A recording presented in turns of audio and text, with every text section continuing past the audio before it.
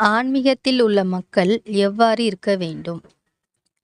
மனிதர்கள் அனைவரும் சுயநலமற்றவர்களாய், தர்ம வழியில் உள்ளவர்களாய், அறவழியை பின்பற்றி நடப்பவர்களாக, பொது நோக்குடனும், நற்பண்புகளையும், நற்செயல்களையும், நல்லெண்ணங்களையும், சமநோக்குடனும், எல்லோரும் ஒன்று என்ற கருத்து உடையவர்களாகவும் இருக்க வேண்டும் என்ற நிலைப்பாட்டினை, தகுதியினை பெற்றவர்களாக மனிதர்கள் இருக்க வேண்டும் என்ற நிலையினையே இறைவன் விருப்பமாக உள்ளது.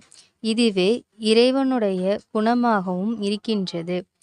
இவ்வழியே ஆன்மீகத்தில் உள்ளவர்கள் பின்பற்றி இருக்க வேண்டும்.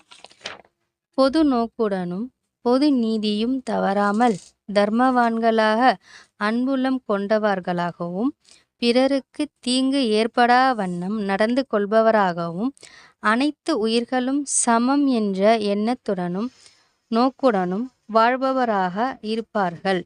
மற்றும் இறைவனால் அளிக்கப்பட்ட தன் குடும்பத்தையும், தாய் தந்தையரையும், உடன் பிறந்தவர்களையும், மனைவி, தனது பிள்ளைகள் அனைவரிடத்தும் கோபத்துடனும் வெறுப்புமின்றி அன்புள்ளம் கொண்டவராக நடந்து கொள்ள வேண்டும்.